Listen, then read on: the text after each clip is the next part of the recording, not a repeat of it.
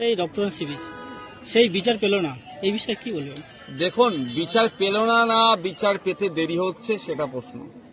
সিবিআইয়ের হাতে দায়িত্ব ছিল এটা সঠিক তদন্ত করে কোর্টকে সাবমিশন করা, কোর্ট তারপরে এটাকে ডিক্লেয়ার করবে কিভাবে শাস্তি দেওয়া যাবে না দেওয়া যাবে। কিন্তু দুর্ভাগ্যের বিষয় সিবিআই ব্যর্থ হয়েছে, অপদার্থ সিবিআই তার দায়িত্ব সে পালন করেনি।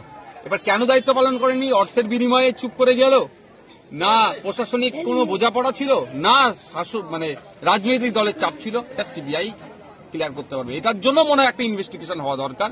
কেন 90 দিনের মধ্যে চার্জশিট দিল না সিবিআই? চার্জশিট না দেওয়ার ফলে দুজন অভিযুক্ত যারা ছিলেন তারা জামিন পেয়ে গেলেন। ব্যাপারটা হচ্ছে, যখন অ্যারেস্ট করেছিল টালা থানার দায়িত্ব ভারপ্রাপ্ত যিনি আছেন তাকে, সেই সময় সিবিআই যে অভিযোগগুলো এনেছিল যে লার্জার কনস্পিরেন্সির সাথে এরা যুক্ত আছে, আর তারপরে তাদের নামে চার্জশিট দিল না, কিছু তো একটা আছে।